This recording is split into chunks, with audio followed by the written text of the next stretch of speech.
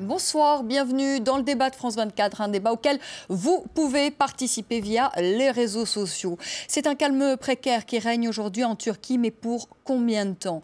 Hier, de violents affrontements ont opposé la police à des dizaines de milliers de manifestants descendus dans les rues pour dénoncer le gouvernement à l'occasion des funérailles d'un garçon qui était dans le coma depuis 269 jours, blessé par les forces de l'ordre lors des protestations de juin dernier. Des manifestants qui dénoncent toujours le pouvoir de Recep Tayyip Erdogan, et ce, à 2 semaines des élections municipales. Ce sera le 30 mars. Un test donc pour le Premier ministre turc. La contestation née en juin dernier sur la place Taksim peut-elle aujourd'hui renaître? Erdogan peut-il être désavoué dans les urnes? Et si oui, aujourd'hui, quelle alternative pour la Turquie? Eh bien, on va en parler ce soir avec nos invités, avec vous, Ayşegül Sert. Bonsoir. Vous êtes journaliste indépendante, vous êtes turque et vous suivez évidemment de très près la situation dans votre pays. Barchin Inanç, bonsoir. Vous êtes avec nous en duplex d'Istanbul. Barchin, vous êtes journaliste à Hürriyet Daily News, qui est un journal populaire de Centre. Je ne sais pas si on va pouvoir vous voir à l'image. Et voilà, on vous voit. Merci d'être avec nous. Ali Kassan Sigil, bonsoir. Vous êtes politologue, écrivain, auteur de Turquie d'une révolution à une autre, et c'est aux éditions Fayard. Ahmet Ograf, bonsoir. Vous êtes président du comité de coordination des musulmans turcs de France, et on peut le dire, vous défendez plutôt le bilan du Premier ministre turc Recep Tayyip Erdogan. Oui, il assume, et il faut tout de suite le dire, voilà, dès le début du débat, on ne va pas le découvrir. Voilà, on annonce tout de suite la couleur. Avant de commencer ce débat, on va tout de suite écouter Recep Tayyip Erdogan, le Premier ministre turc qui a réagi aux manifestations de ces derniers jours. Ce sont des charlatans, ils n'ont rien à voir avec la démocratie, ils ne croient pas au vote et ils ont peur de ce qu'il va arriver.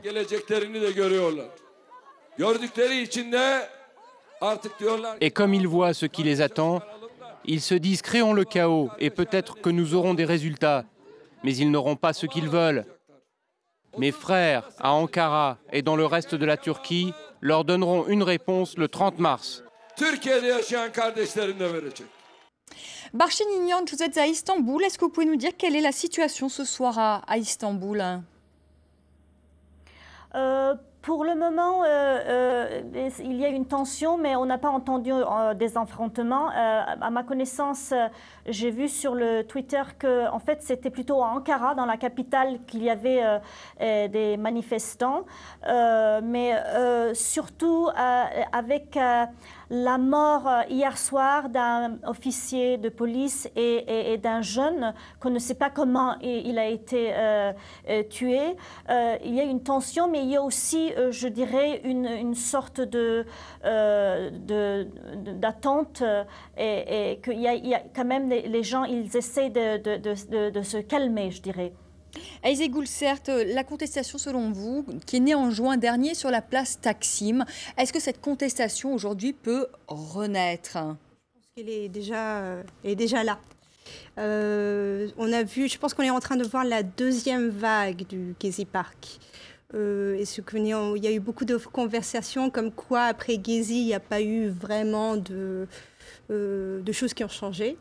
Et là, ce qu'on est en train de voir depuis plusieurs jours, eh ben, au contraire, là, on a une deuxième vague de Gezi qui se passe. Les gens, ils sont en colère, ils demandent la justice, mais en même temps, ils sont en train de faire une preuve de solidarité qui est quand même remarquable.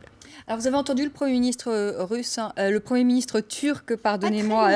Oui, c'est vrai que certains font le comparatif avec Vladimir Poutine, au nombre de mandats qui commencent à s'accumuler pour Recep Tayyip Erdogan.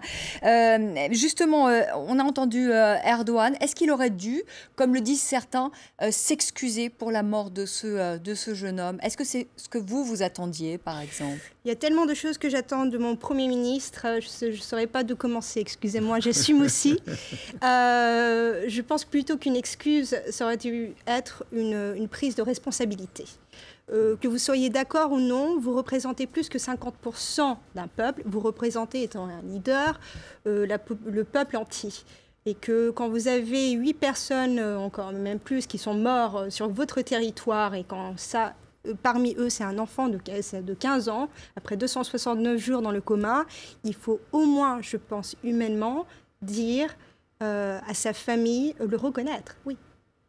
Absolument. Ahmet Ogras, est-ce que vous comprenez la colère, alors vous défendez, on le disait, le bilan d'Erdogan, mais est-ce que vous comprenez malgré tout la colère des manifestants? L'un des leurs qui est quand même mort, un jeune homme de 15 ans qui allait chercher du pain et il y a un tir de gaz lacrymogène qui l'a frappé à la tête. Il est resté 269 jours dans le coma. Il n'y a pas eu un mot d'excuse de la part d'Erdogan. Aujourd'hui, donc, on est à J-17 des élections municipales, donc je dirais c'est une étape importante. Aujourd'hui, vous vous rappelez, donc, il y a eu Gezi Park, l'affaire Gezi Park, la première étape, je dirais qu'il y avait soi-disant un axe environnemental. Il y avait plein de raisons, mais en fait, la raison, c'était M. Erdogan direct, mais on n'a pas pu le dire ouvertement. La deuxième vague, c'est l'effet, je dirais, de la des soi-disant corruptions qui ont pas été, je dirais, voilà. Après le troisième vague, c'était, je dirais, le mouvement Gülen. Et là, on revient sur Gezi Park, deuxième version.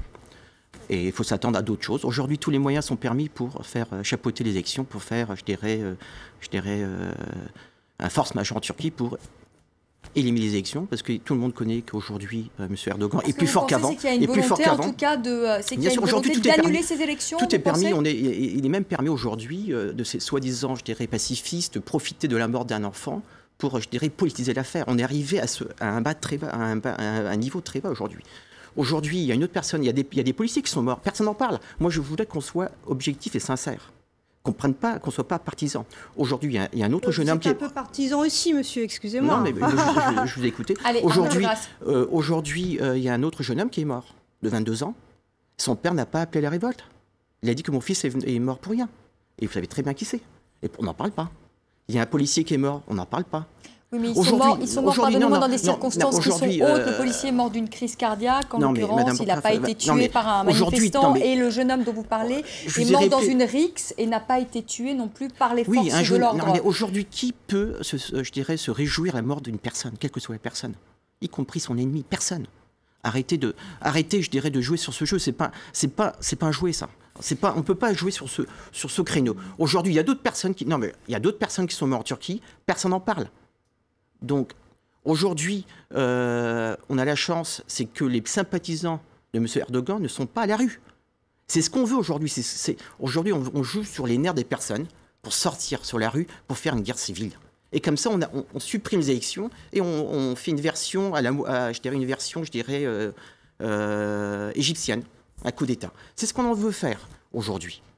Alika Sansigil, est-ce qu'il y a une volonté justement de coup d'État? Est-ce qu'il y a une volonté de renverser Erdogan, comme le dit Ahmet Ogras? Non, pas du tout. Je crois que ce qui se passe en Turquie est très simple. Enfin, très simple. C'est visible. Erdogan, après plusieurs années de réformes démocratiques, de renforcement de la démocratie en Turquie, est devenu un leader autoritaire qui n'écoute personne, qui agit seul et qui croit qu'il a raison sur tout. Alors, les événements de Gezi, effectivement, étaient dirigés contre la personne de M. Erdogan. Personne à Gezi, à Taksim, n'a mis en question la légitimité du gouvernement élu démocratiquement. C'est M. Erdogan et son comportement qui étaient attaqués à l'époque, et ça continue.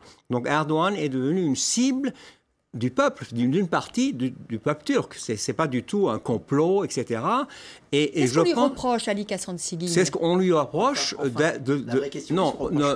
Ce qu'on lui reproche, c'est son autoritarisme, c'est le fait de diriger tout, de se mêler de tout, et finalement, pour utiliser une métaphore en quelque sorte, d'avoir l'ambition de devenir le second père de la nation après Mustafa Kemal Atatürk. Bon, or, la société civile turque s'est émancipée, Erdogan y a contribué, elle veut une démocratie qui fonctionne, elle n'acceptera plus jamais un deuxième père, ça c'est clair. D'ailleurs, Gezi a un côté freudien, c'était les jeunes de Gezi ont tué le père, métaphoriquement, s'il vous plaît. Et donc, la carrière politique de M. Erdogan peut continuer. Son parti, probablement, va être en tête aux élections municipales. Mais on dit 40 à 45% quand même d'intention de vote. Alors, si les votes sont moins de 40... d'ailleurs un échec pour lui. 40-45%, ce serait un échec? Pas tout à fait, non. Il a fait 39%. Non, ce ne sera pas un échec. Disons que c'est en deçà de 40%, ce serait pour lui un échec. Mais ce qui est certain, c'est que la situation est très polarisée aujourd'hui en Turquie et ce ne sont pas les gens de Gezi ou les gens qui sont descendus dans la rue à cause de ce pauvre garçon qui a été assassiné, parce qu'on a tiré horizontalement une bombe lacrymogène par les forces de l'ordre. Donc ces gens-là ne veulent plus de cet autoritarisme. Voilà, parce que ce qu'il faut quand même dire à Alika Sangsigil, et je vous le dis aussi, Ahmed Ogras, c'est que pour revenir sur la répression... je veux savoir quelle est l'attitude de mes personnes qui sont en face de moi vis-à-vis des personnes qui cassent tout aujourd'hui. Quelle est votre attitude? Non, mais je vous pose une question. Non, mais les gens ne cassent pas tout. Qu'est-ce que vous racontez? Ils ne cassent pas tout. Ah non, c'est des photomontages, c'est des Photoshop qu'on fait en Turquie. Je suis désolé. Qu'est-ce qu'ils ont cassé? Combien de magasins ont été saccagés? À Gezi, pendant Monsieur Boyner, l'ancien président de TUSIAD, qu'est-ce qu'il a dit hier? Fermer dans tous ces magasins, il a donné ordre. Lui qui a participé à Gezi Park. Arrêtez. Non mais écoutez, non mais à Gezi, certaines classes de la population de la Turquie a besoin. Eux, ils ont le droit de se défendre par vous. Et les autres, c'est pas. Allez, on écoute Barchin Ignanc. Elle veut dire un mot et ensuite je vous donne la parole à Segoul Sert. Oui. Allez, Barchin Ignanc. Je voudrais juste corriger. Une chose, si j'ai bien compris, corrigez-moi si j'ai mal compris, mais si j'ai bien compris, un des participants a dit qu'aujourd'hui, on n'en a pas parlé de cet jeune homme qui a été tué hier, ni du policier. Je pense que ce n'est pas vrai du tout. Aujourd'hui, on en a beaucoup parlé et j'ai vu beaucoup de gens qui avaient protesté la mort de Berkin Elvan, qui était en coma depuis plus de 200 jours, de protester de même façon la mort de ce jeune homme qui a été tué hier, la première chose. La deuxième chose, je voudrais montrer aussi qu'il y a une grande différence en ce qui concerne la réaction du gouvernement à la mort de ces deux jeunes gens. On connaît aujourd'hui, il y a peu de gens en Turquie qui contestera que Berkin Elvan, qui était en coma, a été tué par la police. Il y a peu de gens qui peuvent contester et le gouvernement n'a dit rien. Aujourd'hui, le jeune homme qui a été tué hier, je viens de voir un Twitter d'un ministre. Donc les ministres qui ont été muettes depuis 200 jours, aujourd'hui, ils ont venu dire quelque chose pour le jeune homme qui a été tué hier. Donc en fait, s'il y a eu une différence, un traitement différent, ça a été de la part du gouvernement. Notre Premier ministre, il a fait des armes pour des jeunes gens qui ont été tués en Égypte. Je le respecte. Évidemment, la mort d'un jeune dans n'importe quel endroit dans le monde, c'est pas pardonnable. Mais quand même, un jeune homme qui a été en coma depuis 200 jours et qui a été mort, et que le Premier ministre ne dit rien, quand même, ça fait toucher les gens. Hier, un journaliste qui faisait une interview avec le Premier ministre, il n'a même pas osé de mettre la question de ce que M. Premier ministre pense des funérailles qu'il y a eu des milliers dans les rues. Vous savez comment il a posé la question parce qu'il a tellement peur du Premier ministre. Il a dit, vous savez la mort, les funérailles de Berkin Elvan, est-ce que ça va affecter l'économie? Et M. le Premier ministre a dit, oui, il y a eu des mouvements, mais ça ne va pas affecter les marchés. Et c'est la situation. Et d'ailleurs, Barchin Ignanc, d'ailleurs, un internaute disait donc sur mon compte Twitter, vous avez de la chance parce que vous pouvez poser des questions à Paris, justement, sur la question de la contestation en Turquie. Et nous, malheureusement, si c'était le cas, eh bien, notre directeur de rédaction serait tout de suite appelé pour être mis au pas. Ersigul, certes. Oui, mais ça vous fait rire, Ahmed Ogras? Parce que donc, vous dites aujourd'hui, il y a une liberté. Oui, il y a plus de liberté en Turquie qu'en France. Je regrette. Alors là... Oui, je vous défie. Où commencer, monsieur? Où commencer? Alors, en Turquie, je vous ai écouté. Allez, qu'est-ce que vous reprochez précisément à Recep Tayyip Erdogan? Heureusement qu'il y a Recep Tayyip Erdogan aujourd'hui, autrement, on ne sait pas ce qu'on ferait en Turquie sans lui. Mais absolument, monsieur. Le problème, c'est ça, justement, Ahmed Bey. Ah non, ce n'est pas un problème. Je dirais que c'est une opportunité pour la Turquie. Monsieur, on s'écoute. Allez. Ersigul, cher, qu'est-ce que vous lui reprochez? Dites à nos téléspectateurs. De ce que je reproche, déjà, je reprends, puisque c'est un dialogue à ce que vous avez dit. Si en Turquie, il y a plus de liberté d'expression en un sens et plus de liberté, point final, en Turquie qu'en France. Comment ça se fait, à un moment, si vous pouvez me répondre pendant l'émission ou après, que la Turquie, c'est la 2e année qu'elle a été choisie le pays où il y a le plus nombre de journalistes en prison, qui en avance de l'Iran, de la Russie et de la Chine. Il y a tellement de liberté que c'est le 2e pays, c'est la 2e année où on est au number 1. 2, je reprends ce que Barchin a dit parce que c'est un point qui est absolument vrai. J'ai vu cette interview et je me rappelle très bien de cette question et c'était incroyable que le Premier ministre a répondu en disant déjà ce qui s'est passé avec Gezi Park et ce qui se passe maintenant, ce sont des petites douceurs de vent qui viennent et qui passent. Des milliers de gens qui sont dans les rues, c'est pas du vent qui vient et qui passe. Les politiciens viennent et partent et passent, mais le peuple reste. Ce que je reproche à M. Erdogan, c'est que j'aimerais beaucoup savoir sa définition. D'où est-ce qu'il prend sa définition de la démocratie? J'ai l'impression que peut-être que vous pouvez me répondre aussi, parce que j'aimerais savoir comment ça se fait que dans une démocratie, on a le droit de tuer un enfant de 14 ans, on a le droit d'envoyer un bal à un enfant de 14 ans qui est dans la rue. Comment ça se fait qu'on a dans une démocratie le droit de bouger les juges comme si c'était un jeu d'échecs? Comment est-ce qu'on a le droit de mettre d'expulser de l'eau sur des manifestants? J'aimerais savoir comment ça se fait que c'est une démocratie. Ahmed Ogra, je voudrais que vous répondiez parce qu'elle vous a posé des questions, Erségül, très certes. Non, mais je pense qu'elle a arrêté, le pays où il y a le plus nombre. Non, elle a arrêté l'épisode du mariage partout en France. Elle n'était pas là lors du voir ce qui se passait. Parce que Manuel Valls a fait. Ça, c'est chercher, voilà, c'est détourner la conversation. Restons, si vous voulez bien, sur la Turquie, pas ce qui se passe en France, sur la Turquie. On répond aux questions. C'est vrai que c'est le pays qui est le pointé du doigt. Il y a le plus grand nombre de journalistes aujourd'hui emprisonnés. Il est vrai que Recep Tayyip Erdogan a dit qu'au lendemain des municipales, suite aux affaires d'écoute, qu'il voudrait encadrer YouTube et Facebook, ce qui a suscité un tollé. Il est vrai qu'il a voulu réformer la magistrature, nommer des juges. Tout ça sont considérés comme des atteintes à la démocratie. Vous qui le défendez, qu'est-ce que vous répondez à ces accusations? Aujourd'hui, je vous ai déjà dit la dernière fois, je ne suis pas son avocat, je ne le défends pas. Moi, je défends. Vous défendez un peu son bilan quand même. Je défends. Vous l'avez dit au début de l'émission. Mais bien sûr, je défends son bilan, je défends une vérité qui n'est pas dite partout, qui n'est pas assumée par tout le monde. Moi, je l'assume, y compris. Vous savez, quand on défend un leader, je dirais, on assume, le plus et le moins. Donc même s'il fait des erreurs, on assume. Donc vous reconnaissez que là, à ce niveau-là, il y a des erreurs. Est-ce que vous êtes parfaite?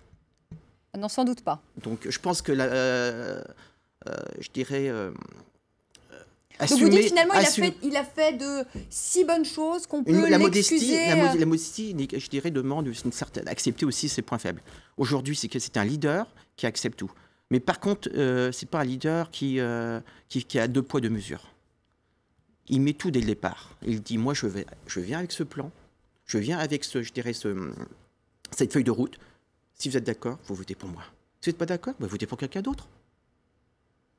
Il vient par la voix. Donc les personnes, les contestataires aujourd'hui, les contestataires, aujourd'hui, ça s'est transformé, les municipales aujourd'hui en Turquie, en référendum. Pour ou contre Erdogan. Ils ont tous voté contre. Excusez-moi, Erdogan, il est aussi en même temps, il est aussi en train de faire de parler comme si c'était des élections générales.